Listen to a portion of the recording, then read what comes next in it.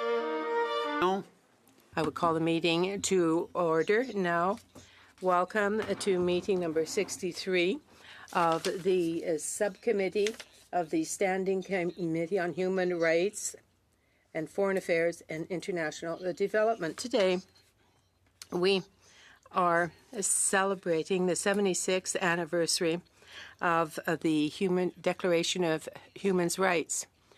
It is something that, as we all know, human rights go from the very good to the very bad. But we know also that within that scope, human history consists in forgetting what is conceivable and inconceivable for individuals and the masses. The advancement of human rights must continue to move towards progressive consolidation of mutual trust between nations and the work of non-state actors. It takes time to do that, but regular and rigorous cooperation amongst them on a small scale, small victories, within the danse macabre of misunderstanding and human ignorance. It is the work of our subcommittee that will, with time, be able to offer these small victories to various causes that exist in the shadows. We work for humanity where we find it. I want to thank my colleagues for their work and the effort that they have expended on this common front to help humanity and to promote the universality of human rights. Pursuant to Standing Order 46 of the committee, that was 108-2 from the standing orders and adopted by the committee on September 24th, 24, we return to our study on this matter, patterns of forced migration in different regions in the world. Mr. Napas Tren, a research fellow, and Dr. Alice Bayat, a policy advisor. By video conference, you have 5 minutes each to make your opening remarks, and after that we will proceed with questions. Welcome, Mr. Napasten. For 5 minutes. The floor is yours. Thank you, Mr. Chair. Thank you for this invitation to speak on the situation in Myanmar considering forced displacement. I'm here as part of the Myanmar Policy and Community Knowledge Hub based at the University of Toronto and supported by the International Development Research Council. As part of our ongoing research, I would like to share some information about the situation in Myanmar.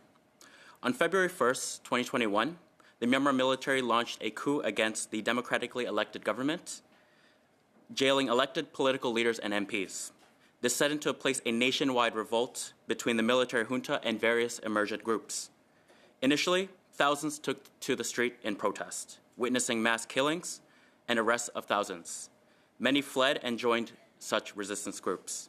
Amongst these groups were a diverse civil disobedience movement, the National Unity Government, or NUG, with its People's Defense Forces, and various ethnic revolutionary organizations, or EROs, who have been engaging in resistance for decades prior. This situation has renewed violence and precarity for the Rohingya, who faced one of the biggest displacement crises the world has ever seen in 2016, and who endured a genocidal campaign by the Myanmar military. There are over 1 million Rohingya refugees currently in Bangladesh and hundreds of thousands in Malaysia and Indonesia.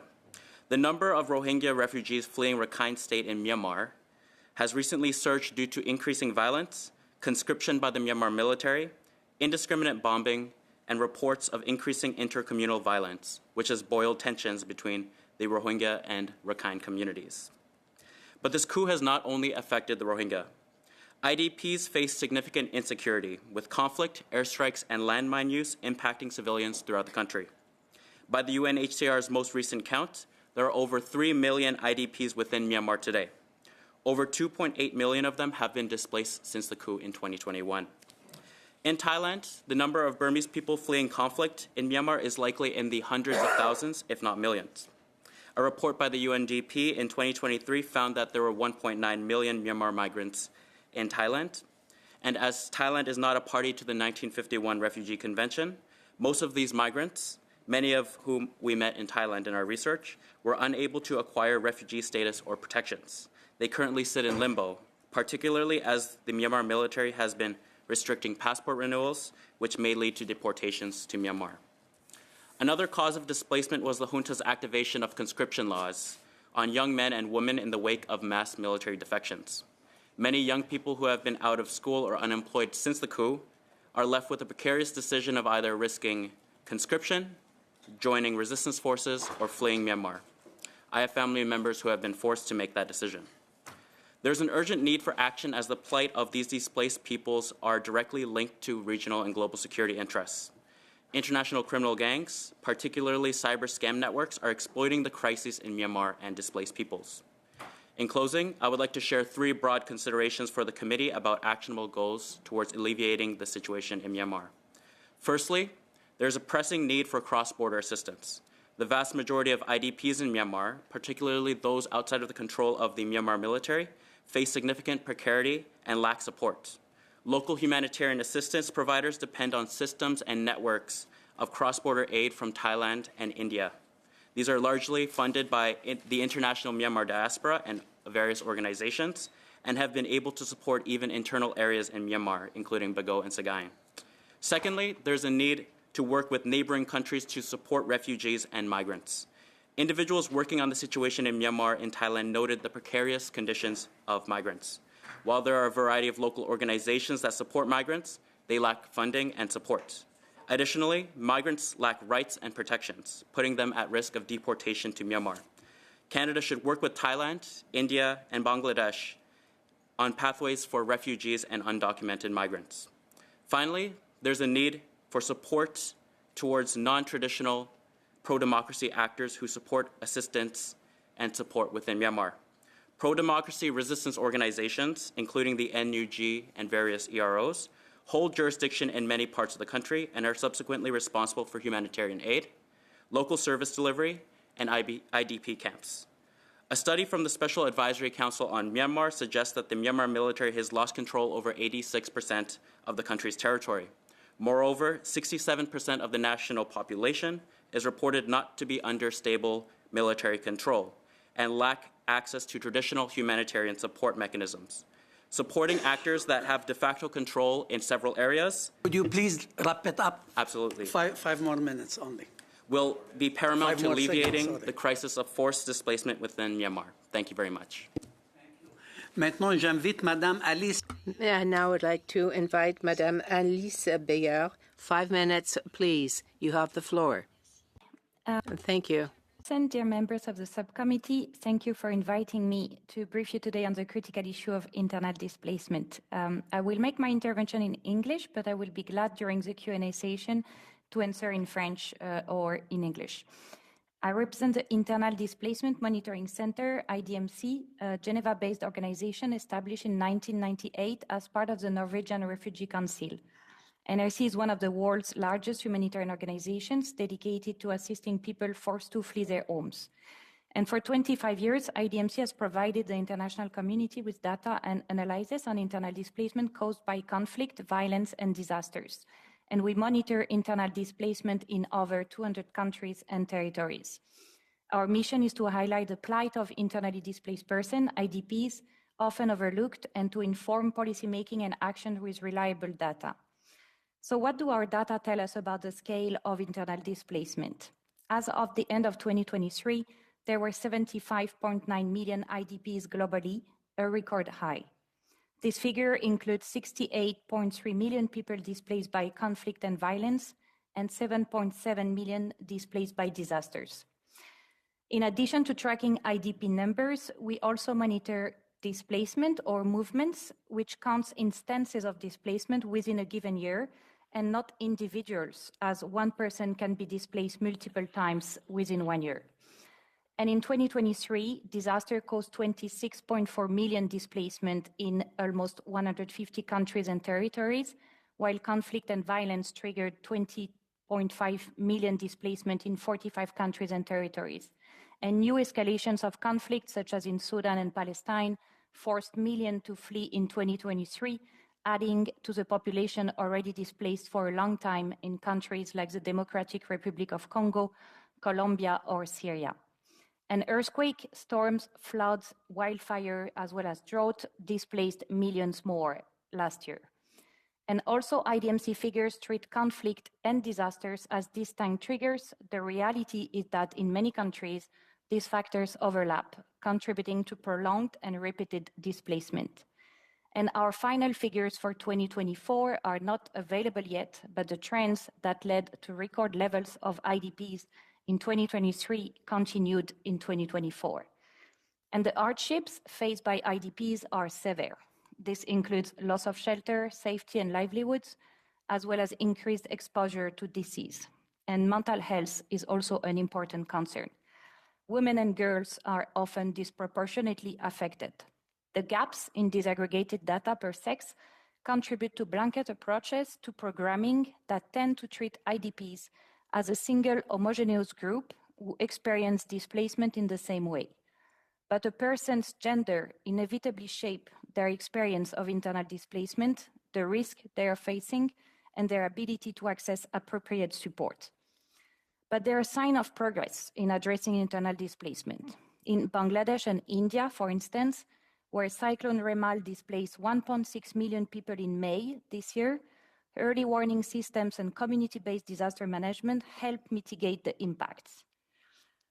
And in Bangladesh, nearly 75% of displacement were actually preemptive evacuations, demonstrating also the life-saving potential of disaster risk management and anticipatory action. And in Iraq, millions of IDPs have found a durable solution also in the past few years.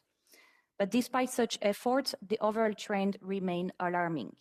With the growing impact of climate change and the multiplication of humanitarian crises, in the absence of durable solution, the number of IDPs is likely to rise further.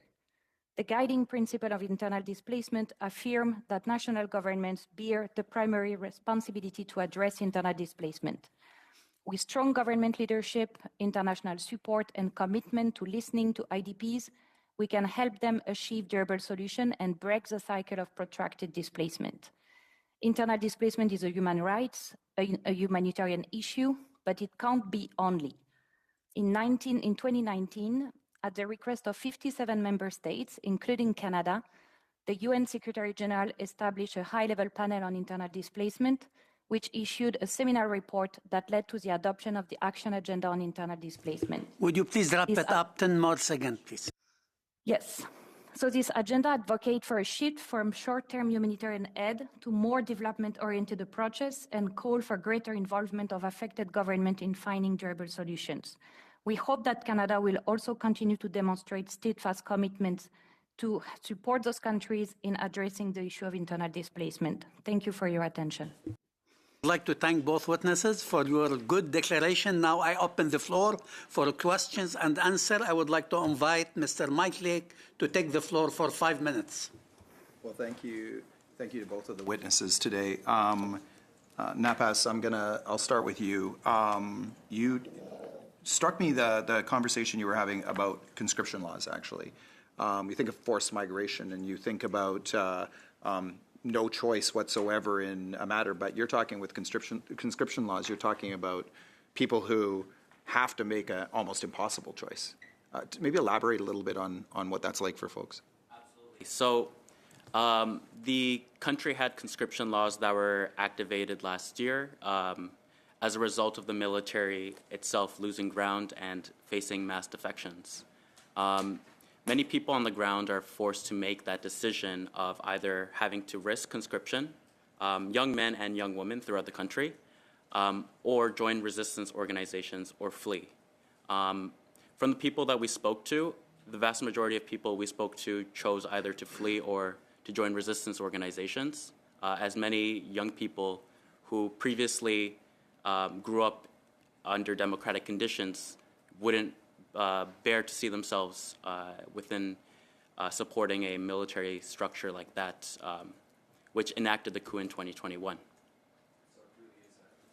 decision. I took a look at the three things that you mentioned, your recommendations for the committee. I mean, I don't know if there's any elaboration you want to give on any of them, but feel free to do that with your time. On the third one, the support for pro-democracy organizations, what does that look like? What can we do here in Canada? What would be the ideal outcome from a committee hearing like this, and on behalf of a Canadian government that you'd like to see? Yeah, absolutely. So the MyPAC, the Myanmar Policy Community Knowledge Hub, we recently released a report outlining various recommendations, which particularly pertain to this this question around working with pro-democracy groups on the ground. So there is the National Unity Government, which is the main pro-democracy or anti-junta force, and there's various ethnic revolutionary organizations composed throughout the country that have either recent or even decades-long capacity on the ground. They have, in of themselves, functioning governments.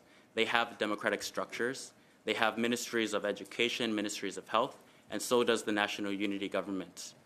What supporting pro-democracy actors looks like on the ground means actively engaging with these organizations, potentially opening up the question of recognition of government rather than recognizing the junta government, and actively working towards provision of assistance towards any activities that are pro-democracy in nature and also in support of local humanitarian assistance.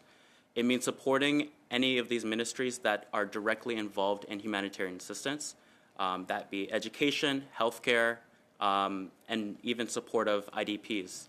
It means also supporting the democratic building of these organizations and not waiting for these organizations to themselves be a fully functioning, perfect governing structure, but rather supporting them towards those goals, especially if those organizations are working towards democratic structures. And on your second point that you made, support for migrants, how is Canada doing at this point in time here in December of 2024? We've obviously had a lot of conversation at the committee and in the House of Commons. Yeah. How are we doing? What could we do more? Absolutely. So Canada's had two strategies. The first strategy began in 2017 or 2018 in response to the Bob Rae report on the situation of the Rohingya. And there has been a lot of money that Canada has been sending to support refugees in Bangladesh, Rohingya refugees in Bangladesh.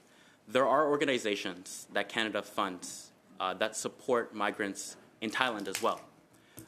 What we want to see more of is more support to these migrants, more recognition that the situation of migrants and refugees is not one-dimensional, but that refugees and migrants fleeing conflict are themselves impacted in different ways, and that organizations, local organizations that work along the border areas need significant support in order to actually help these migrants. Entire families of migrants are actually, developing along the borders. There's a need for education. There's a need for health. There's a need for development assistance.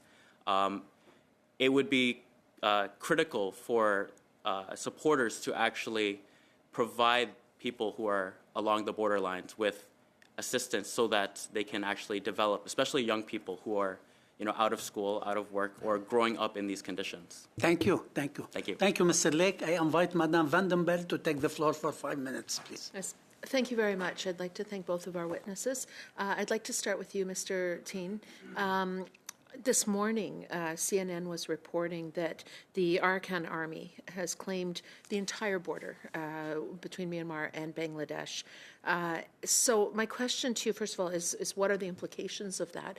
But also, when we talk about migration, we don't often talk about who controls international borders, who controls the exit of migrants, and who controls those entering, and how international law applies in those situations. So I wonder if you could first let us know what you think about the events that are happening as we speak, but then also the larger implications for our migration study. Thank you for asking the question. There's very serious implications. It comes down to the question of these organizations who control with de facto powers the territory that borders the country. This has implications towards the situation of the Rohingya, as implications towards the wider country's situation of conflict, and also has implications for Bangladesh. It's not clear exactly what the Arakan Army will do with that border, but it is clear that any action that is done within Rakhine State needs to be done with the actors on the ground. That means that international organizations may need to work with the Arakan Army and may need to work with Rohingya groups in order to provide humanitarian assistance effectively.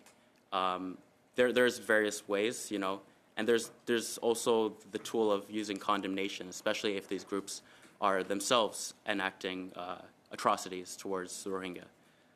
For the second question, cross-border analysis, essentially, analyzing Myanmar in the context of who controls the borders is very important in understanding the situation. You can't really understand humanitarian assistance as a whole within Myanmar without considering the fact that many of these ethnic revolutionary organizations, resistance organizations, themselves control most of Myanmar's border. They themselves are responsible for humanitarian assistance. They themselves are responsible for the security situation on the ground. And you can't expect the junta, who doesn't have control of these areas, to actually provide humanitarian assistance or without control of those areas. Working with these border organizations, the ethnic revolutionary organizations, would allow for more assistance to be provided. More complex in situations like this. I'd like to also, I don't have that much time, ask Alice a question as well. You talk about internally displaced peoples, and in that case, I mean, you're talking about millions of people globally, and some being displaced more than once.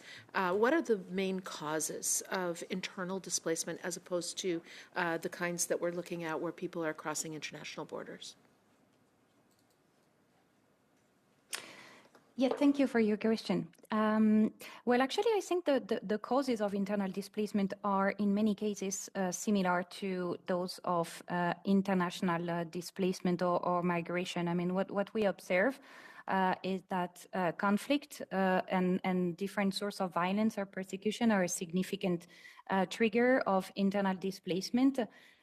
And disasters as well, including also the growing impact of climate change, are also becoming another significant trigger. But as I was also saying in my intervention, I think it's really important to also look at these triggers are interconnected and not necessarily as separated triggers, as they tend to overlap in more and more situations and increasing actually the vulnerabilities of people who are displaced. And I think it's also important because we tend to focus our attention on international migration, but actually the numbers all show that internal displacement in terms of numbers is way more significant than international displacement.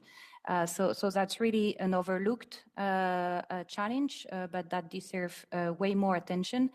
And we also, so there is quite a few studies looking at the nexus between internal and cross-border displacement, but definitely, I mean, in some situations, especially when IDPs do not find solutions within their country after a certain period of time, it can also lead to more international migration where people are going to try to find also solution elsewhere. I hope it answers your question. I know you mentioned a couple of conflicts like DRC where a lot of those pressures are coming from internationally, from across a border, and then putting pressure on internal... Time's up? Yes. Oh, thank okay, thank you. Maintenant, j'invite M. Brunet Duceppe. I would like to invite Mr. Brunet Duceppe, to take the floor 3 minutes. 3 minutes, please. Oh, only that. Yes? In a 2024 article that you published in the Globe and Mail, you said that the funding to support those internally displaced should also be comparable to that of the funding for the diaspora. I don't have very much time, but how can there be greater participation in making that funding equal? Thank you. So the diaspora is extremely important within Myanmar. The international diaspora has been responsible for involvements within supporting various EROs and supporting the NUG and supporting local organizations throughout the country.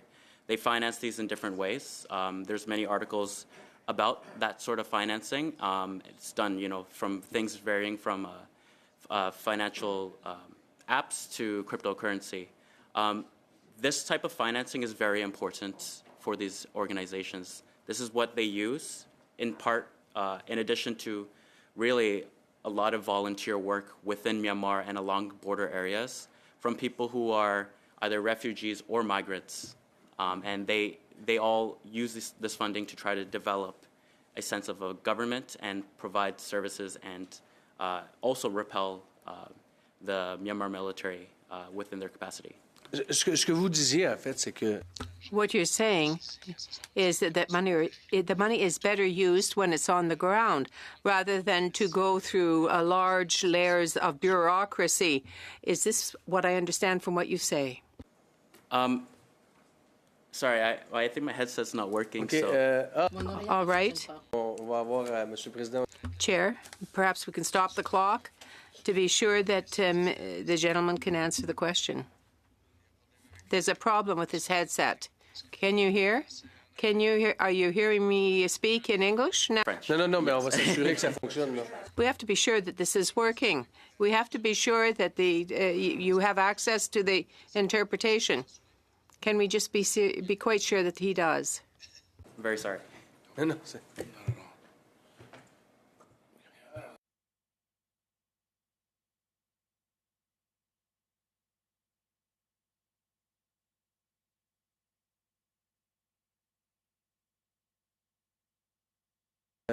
Et quand je vous parle, When I'm speaking to you, are you hear me speaking to you in English or not?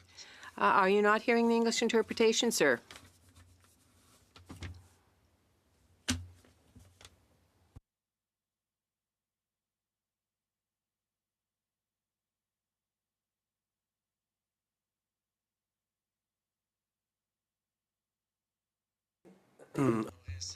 We'll try again. Are you hearing me speak to you now? Do you hear me in English? It's working. Wonderful. Success. Please, may I have the time back?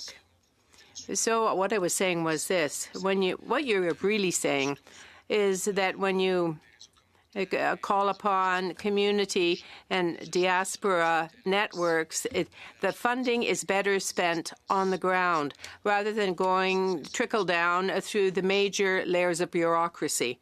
Do you understand what I'm asking you? I understand what you're asking. So in response to that, from the people we spoke to on the ground, they would agree with that statement, although it does vary depending on who you ask. Not to discredit the work of multilateral organizations and larger organizations, but many of the organizations that we met in Thailand did not really receive much support outside of these diaspora networks and informal networks, meaning that many people who are actively working on the ground, facing conflict and also risking their lives, working informally with EROs and working directly within non-junta controlled areas, many of them depend on diaspora funding. question, je pense, et je veux... A last question. Madame... A last question for Madame Bayet. I'm sorry about my pronunciation. I heard you say to the committee, what are the greatest threats to those people who are internally displaced? Thank you for your question. I think that overall, all human rights are affected when there is an internal displacement. But it means that the right to hunting, health care, constitution, food, children who are internally displaced very often find themselves locked out of and blocked out of a school system. We know that internally displaced people have a difficulty accessing health care and education, health care, food, as well as housing and subsistence living. Those, I would say, are the greatest threats. But really, if you take them in the overall, they are all human rights. Thank you, Madame. Thank you, Mr. Brulin. Mr. John, to take the floor for 3 minutes, please. Okay. Mr. Tyne, last week the Special Rapporteur on the situation of human rights in Myanmar and other UN experts, they issued a press release calling for a course correction on Myanmar after the civilian death toll passed 6,000. I'll read an excerpt from that release. It said, quote, "There are now 6,000 reminders that the international community is failing the people of Myanmar. It's time for change, starting with moving this disaster out of the shadows of international attention," end quote. You gave us stats of the millions of people that are internally displaced as well as externally. Why do you believe that this is, there's been such a lack of international attention to the situation in Myanmar, and what can the international community do to help bring an end to this ongoing crisis? Yeah, thank you for that question. There's a variety of reasons for why there's not a lot of attention on Myanmar. There are many crises going on in the world. Many of them closer to Canada geographically, and also there has always been limited attention towards Myanmar. It's a very complicated crisis, and it's one where there's a variety of issues going on within the country before the coup and after the coup that makes focusing on it difficult. In response to the last part, I would say that countries need to start looking at Myanmar differently. You can't necessarily look at it from a state-to-state relationship. You have to look at it from the myriad of organizations that are working on the ground and work with the people who are actively involved in improving the country, who are actively involved in democratic work, who are actively involved in humanitarian work. Ms. Ballet, Dr. Ballet, can you please expand on the unique impacts and risks faced by women and girls who are internally displaced? And can you also expand a bit more on some of the promising, durable solutions to displacement that you had mentioned in your opening remarks? Yes, sure. Thank you for your question.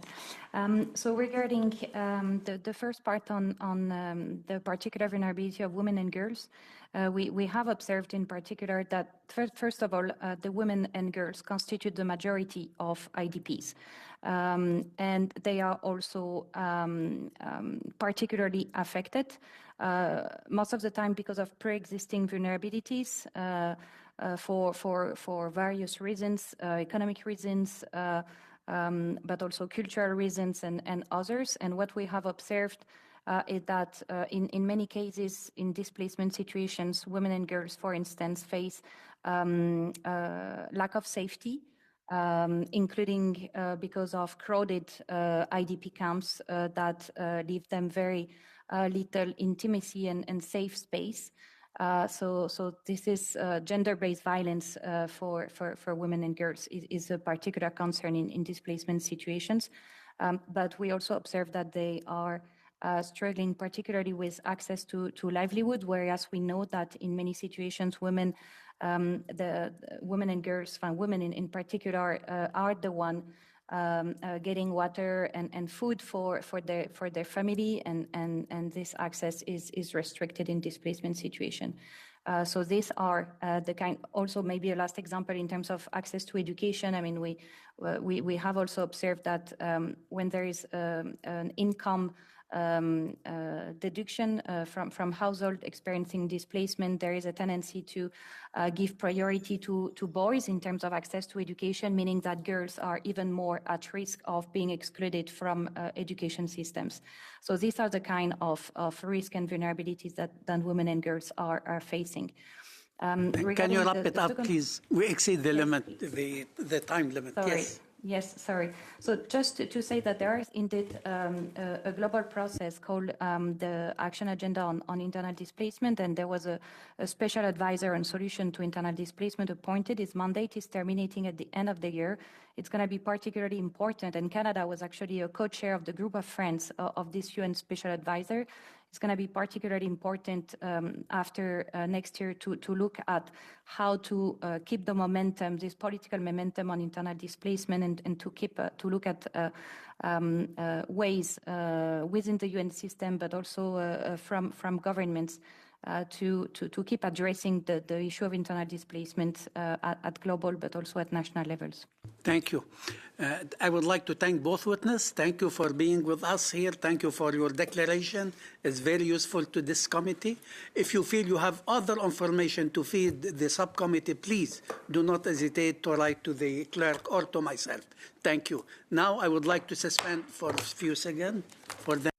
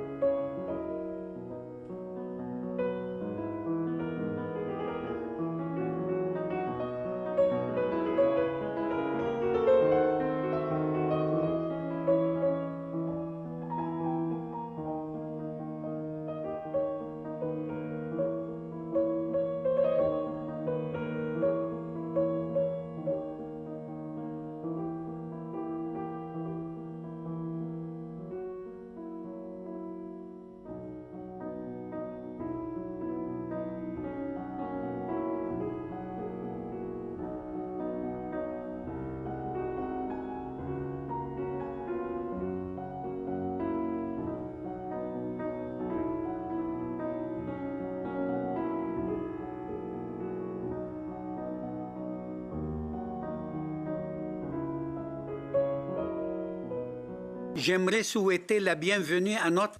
I would like to welcome our next group of witnesses, the Minister of Foreign Affairs for Trade, Ambassador, representative of Canada to the United Nations in New York by video conference, Mr. Bob Ray, and also Mr. Mathieu Kimmel, the Director of Humanitarian Policy. A maximum of 5 minutes. You will have a maximum of 5 minutes. After that, we will proceed with a series of questions. Welcome, Mr. Ray. I will ask you to make your opening statement. Thank you very much, Chair, and colleagues and friends. I would like to thank you very much for your invitation. You know full well that we are living in a period of catastrophe where there are some 122 million of persons who have been displaced but through force. Some 47 million people who have been displaced. But that means families torn apart, futures that have been broken. That is happening throughout the whole world. In the Sudan, more than in the Sudan, there has been an internal displacement, probably the largest in the world. 8.6 million people displaced forcibly, and 3.2 million persons who have had to flee their country. In Gaza, we have millions who have been displaced, and unfortunately, the war continues. Mr. Tyne, as I know well, has spoken to you about the situation in Bangladesh, the situation with the Rohingya, and also we have a situation in the Americas, in Venezuela. The people who have been displaced flee to overpopulated camps. They don't have basic services. They feel insecure, and that is how they live. Women and children are exposed to sexual violence, forced marriage, and are exploited. You have to recall, of course, that more than 7.2 million young people do not go to school. And we all have work to do. We have to recognize the need to understand that this is a situation that is, in a sense, unprecedented. It's the worst situation that we have seen in recent years. It is complex, and it requires a multi-pronged approach. UNHCR, with IOM, Canadian NGOs, and international NGOs, community organizations working on the ground. We've provided over $1 billion in humanitarian assistance since 2023, and that's an unprecedented number to support those affected by conflict and natural disasters. We've also started a 3-year International Together for Learning campaign to focus on this question of what happens to kids who don't get access to education. We're working as well in looking at climate finance investments. We're working with the World Bank to see what more we can do, with the IMF to see how to respond to fragile states. We're supporting the integration of refugees into national systems in Colombia, in other places. And we're working through the World Bank's Global Concessional Financing Facility in Jordan, Lebanon, and Ecuador to help middle-income countries access concessional financing to support refugees. Our efforts in Gaza continue here at the UN on a daily basis. Our call for civilian protection, an immediate ceasefire, and a resolution to the conflict that continues to displace millions, unfortunately.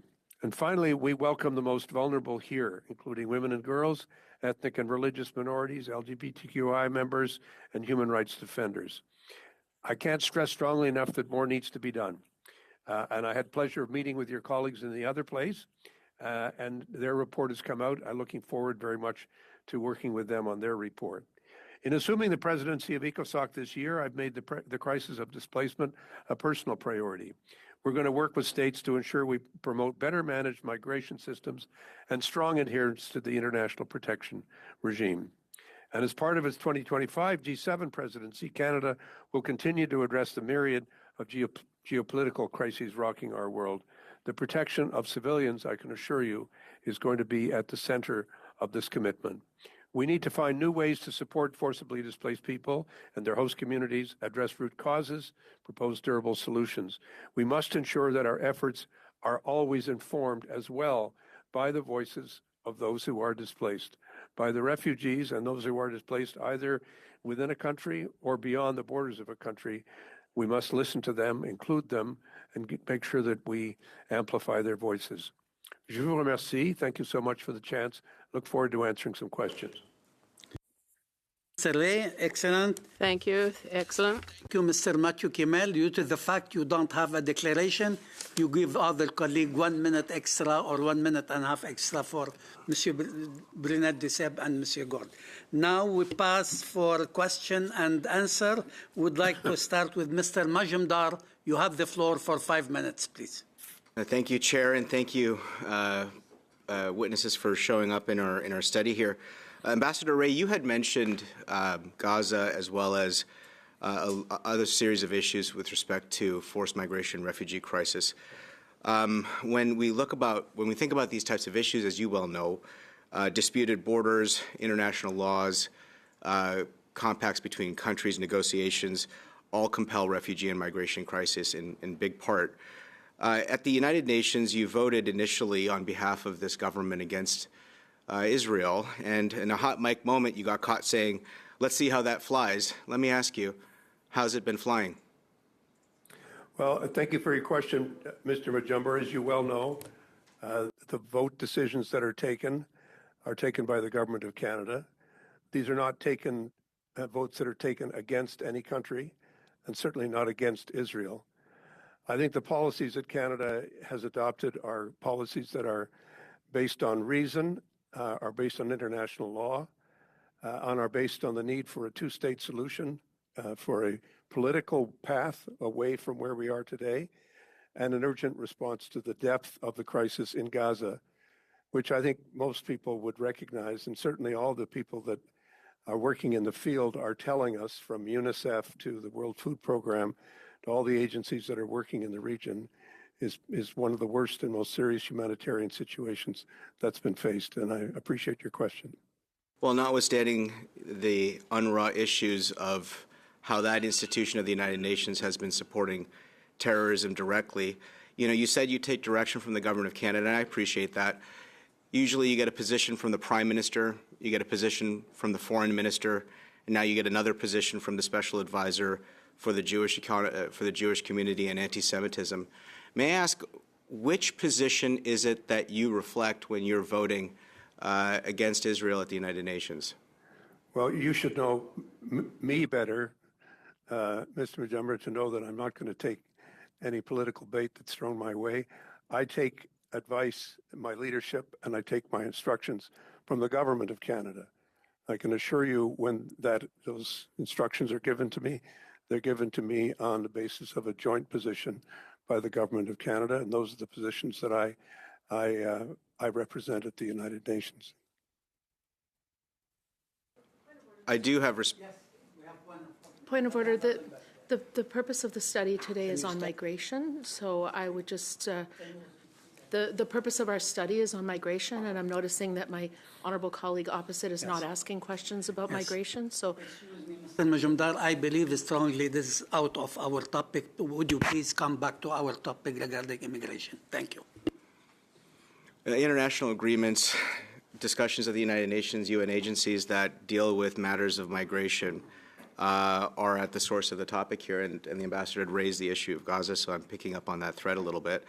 But let me ask a little bit further, Ambassador Ray. You had mentioned your chairmanship of ECOSOC and looking at how other jurisdictions would be managing migration pressures and refugee pressures.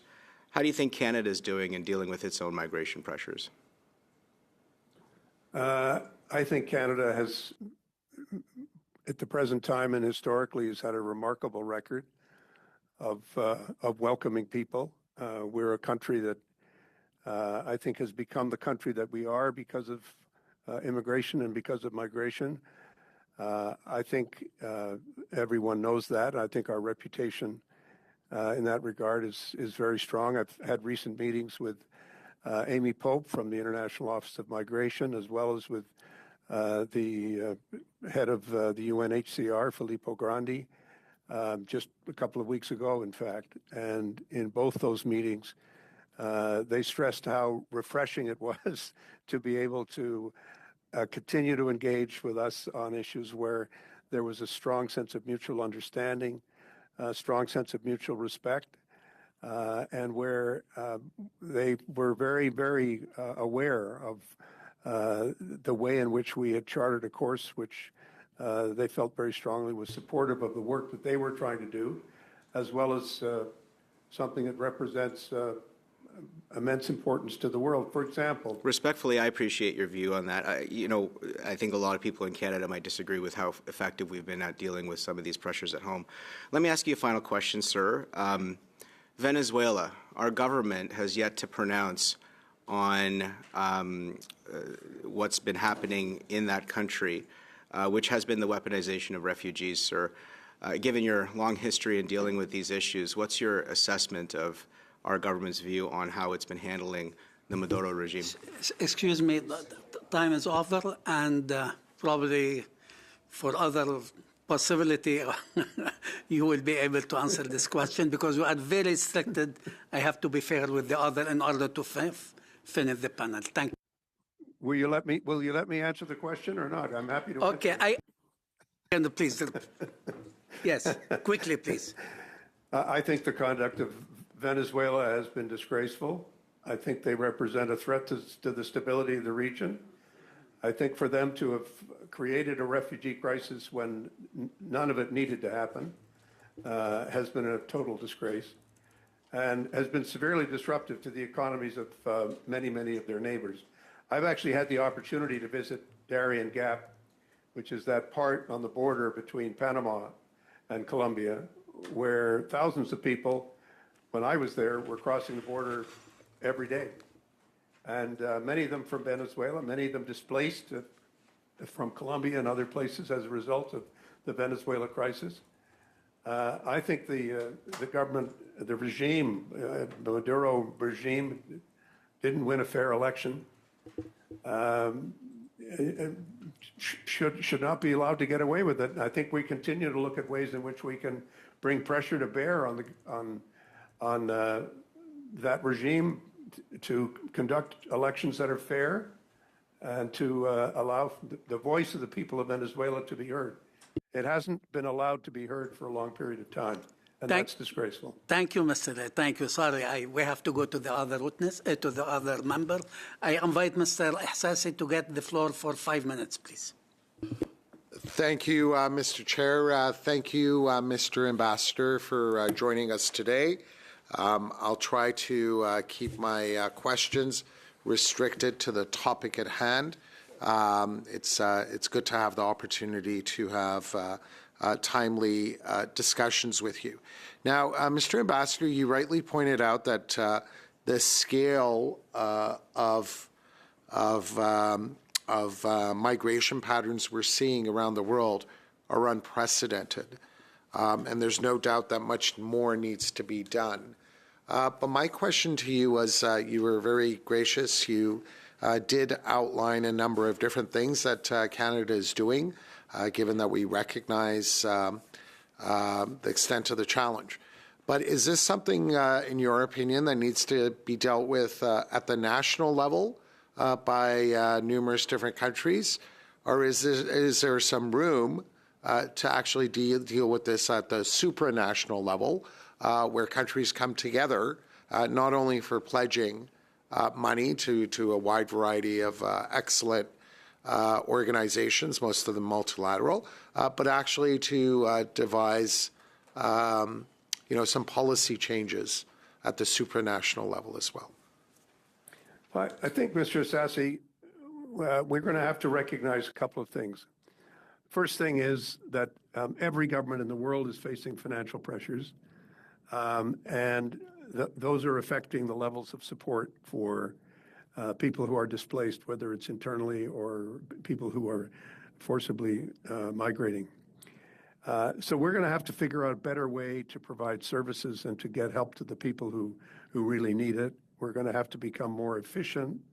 We're going to have to become more effective. We're going to have to become more innovative. We're going to have to draw, as I think your previous witness suggested, we're going to have to draw a lot more on the talents and skills of refugees and displaced people themselves. We're going to have to need to find a way to get assistance into the hands directly of people, as opposed to going through a lot of very expensive delivery systems that we have at the moment. And these are things which we're actively discussing here at the UN, principally because we now have a financial crisis. The UN itself is in a state of great challenge. Unlike other forms of governance, the UN can't actually borrow money. So if people don't pay their money to the UN, they don't pay their assessments to the UN has no choice but to stop doing things. And when we now in this situation, we have to do things much more efficiently and effectively. And I think over the next period of time, particularly given some of the positions that are being taken by governments about international organizations are going to have to do everything they can to innovate and to change. And I think we're in the middle of an extraordinary period of that kind of a transformation. I think it's also important for Canada to stay the course, to stay committed, to be a reliable funder, to be a steady funder, but also to be a funder that, working with other countries, insists on more efficiencies and more innovation, and making sure that we're getting good value for the money that we're investing. And I think that's something which is very much on my mind at this time in the UN, because having had a bit of experience in working with the organization, I think we have some ideas as to how it might work more effectively, and we're going to try to start discussing those in the new year as we approach a new financial year coming up. Thank you. I also wanted to touch on something else you mentioned in your opening remarks. First of all, congratulations on are now chairing ECOSOC. You did touch on the fact that you were considering opportunities in the context of ECOSOC to have discussions with UN member states. Could you provide us more of a glimpse as to what may be on the agenda of ECOSOC insofar as migration is concerned? We already had a special meeting on Haiti last week, which I called, which really was a chance for member states to look particularly at the issue of internal displacement. There's 700,000 people now in the city of Port-au-Prince who've been internally displaced they've been kicked out of their homes by the gangs. 700,000. I visited those people. I visited those places where they're staying, those refugee camps and schools and other places where they're temporarily located. These are very, very tough conditions. And we need to make sure that we're focusing on education. We're focusing on making sure people are being given every opportunity to make sure their kids are in school, looking at the healthcare needs, obviously the food needs that people have. People are going hungry. It's a very serious situation. That's just one example.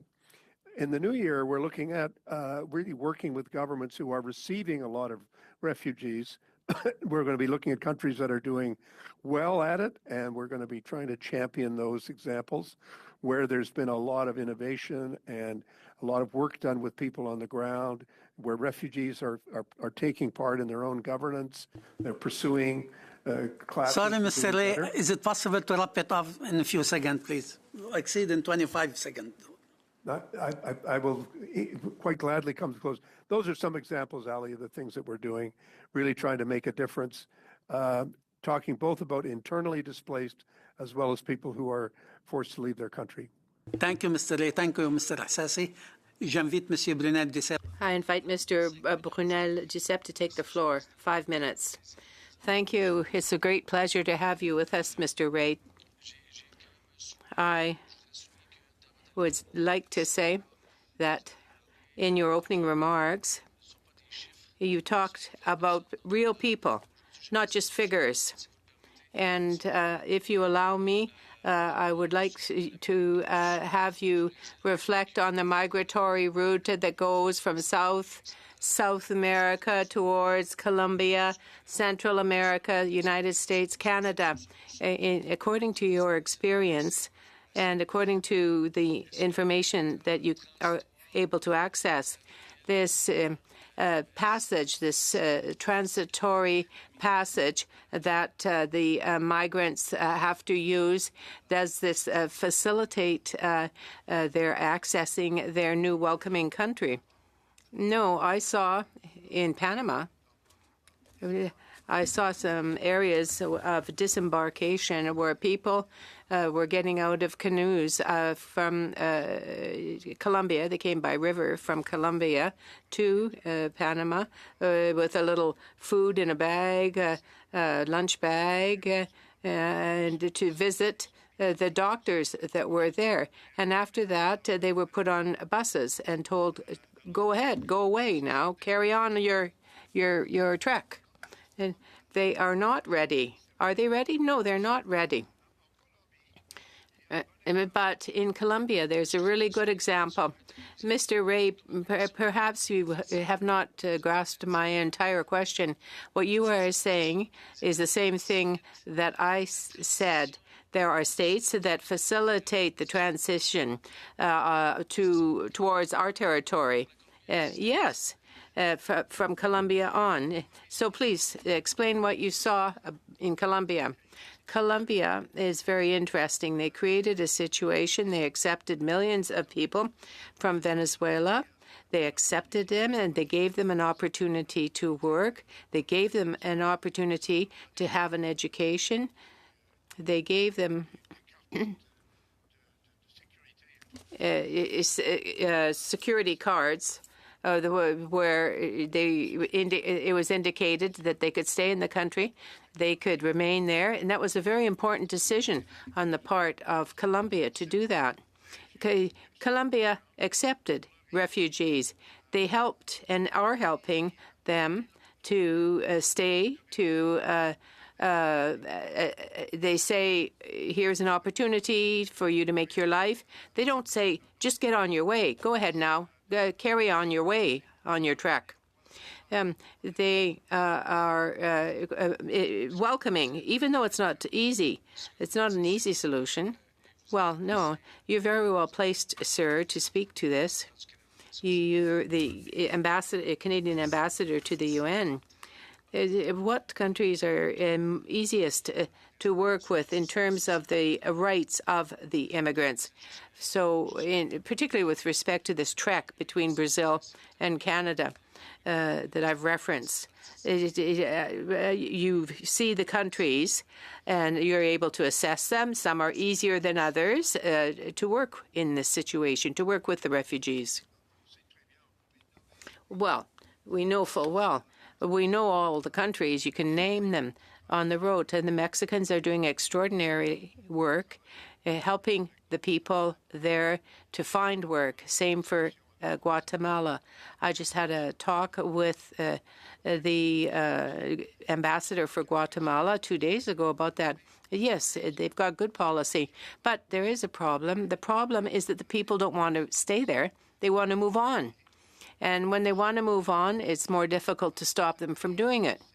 I have to say, this has been a difficult year. We've seen a variety of policies towards this happening. We know, though, that these are people. These are people who have rights, who have dignity that must be respected. Yes, I quite agree with you. I quite agree with you. This is why it is so important for us, and this is what we work on. These are human beings, of course, young people, many of them. You are aware of the fact, of course, that there are criminal organizations that abuse these people right up to our border, our Canadian border. The Globe and Mail says that the some of these traffickers are charging $45,000 to bring these immigrants to Canada. So would you agree that this is a fact, that there are criminal organizations like that? They are everywhere in the world. This is a very expensive business. And it is abusive business, an abusive trade in human beings. It abuses the people who are the victims of this type of crime. But in general, organized crime everywhere in the world is an enormous problem. And that is why we have to continue to work very realistically, pragmatically, looking at what we are dealing with. It's not somebody who just says, okay, I want to go here, somewhere today. No. These are people who are affected by drugs, by corruption, by the promises from these companies who say, hey, we can get you out of your situation and solve your problem and bring you elsewhere. It is very difficult on an international basis to face this degree of crime and criminality. Thank you, Mr. Ray. Thank you, Mr. Brunel-Giuseppe. Mr. Jean. Thank you, Mr. Chair. First, I want to thank you, Ambassador, for joining us today and for your service to Canada.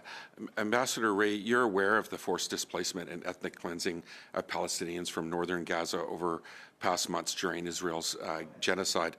Now, you'll also be aware that the Israeli extremist leader Daniela Weiss, who is sanctioned by Canada, visited northern Gaza to scout settlement locations and members of Netanyahu's Excuse me, own Mr. government. John. I believe we are out of topic. Please come back to our topic. I'm going to be coming right back to it. It's part of it.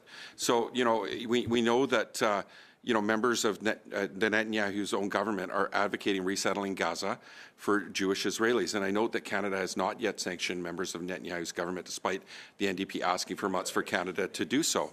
But I want to ask you to explain Canada's position on the record to these specific questions. What is Canada doing to prevent the resettlement of Gaza by Israel? Excuse Will me, Canada Mr. Hona, out of topics. This is absolutely on topic. Excuse me, if you want to challenge my decision, you could. Okay. Mr. Chair, I'll ask the ambassador if he can just talk about what is Canada doing to prevent the resettlement of Gaza This is not regarding immigration. We are It not is. It's about discussing internally that at all. displaced people. I'm what the sorry, study's I on. can't allow it. Okay. I'll pivot to Syria then, and that's an issue that I'm sure, Mr. Chair, you'd be fine with me talking about, because Syria was one of the world's worst displacement crises. Point up, Monsieur le Président, point up. Yeah. Point of order, Chair. I just want to say that there are many people speaking at the same time, and the mics are on just to respect the ears of our interpreters and their health safety. They do excellent work, amongst the very best in the world, and I'm sure, Mr. Ray, that you could bear witness to that. I'm sure that you would agree that Canadian interpreters are the very best in the world. You work at the UN, so please respect the work of our interpreters. Just wait until mics are open before you take the floor. We cannot go out of the topic. This is about internally displaced peoples, Mr. Chair. And I'll say this about my colleagues, like I may not have agreed with their questioning, but I didn't interrupt.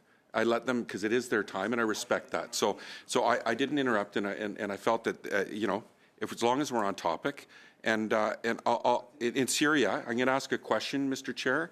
Hopefully this will be fine. Obviously, one of the world's displacement crises affecting an estimated 60% of its pre-war population. With the events of the past weekend, the welcome fall of Assad's murderous regime, we're seeing many Syrians wanting to return home to help rebuild their country. Ambassador, what can you tell us about Canada's support for those displaced Syrians and what the next months may hold? Well, Mr. Johns, first of all, on Gaza, let me say, insofar as you're asking me a question about forcible displacement, I don't believe anybody should be forcibly displaced from Gaza. I think Gaza's territorial integrity should be respected.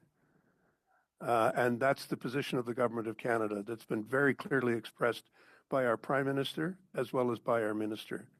The rest of your comments at the beginning, that's your opinion. I'm giving you what is the position of the Government of Canada.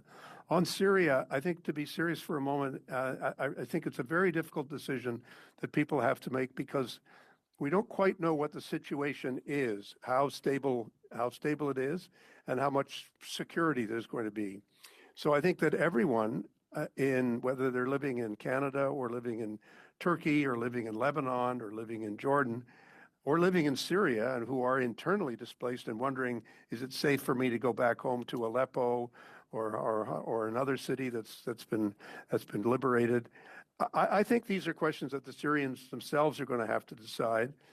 We're doing everything we can to reinforce the security of Syria. We're doing everything we can to support the humanitarian agencies. I was talking to the new executive director of OCHA, which is the UN humanitarian agency, yesterday, Mr. Fletcher. We had a very good conversation, particularly about this very question.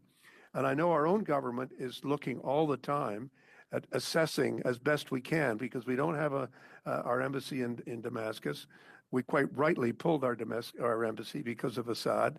But we do have terrific teams that are working in all of the neighboring countries. And they're working hard to give us the best possible information about the safety and security of people who are in Syria.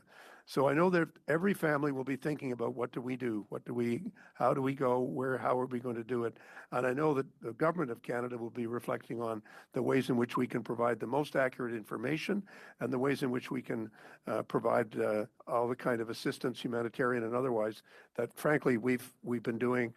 We have done a fantastic job on behalf of civilians in Syria over the last 10 years. I've been very proud to see the efforts that we've made. They've been extraordinary. I think they're widely appreciated by those civil society groups in Syria that are, yes, celebrating the end of the Assad government, which is a brutal dictatorship, just brutal.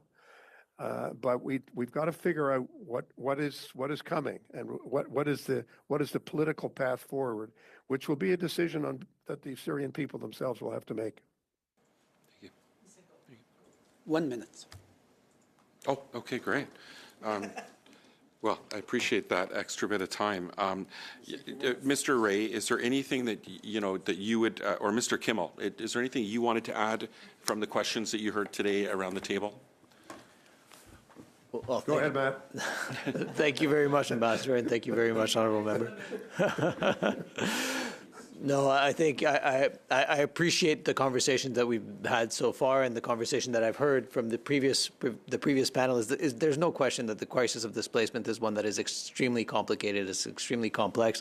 I think the ambassador did a very good job of speaking to the different ways in which Canada responds. But I think from my vantage point of the humanitarian response, I can tell you that we are the $1 billion that the ambassador spoke of earlier is reaching people in 67 countries. Most of those people have been affected by conflict, by natural disasters, and we're working with a really strong group of partners, whether they're UN, Red Cross, civil society, Canadian civil society actors, national civil society actors, to really come and provide the type of assistance that people on the move really need in order to be to feel protected, to feel safe, to feel that they are not at risk of being sent home into difficult and dangerous conditions, but they're supported in the spaces, in the places where they are, but also to support the communities that host them. I think that's a very important point.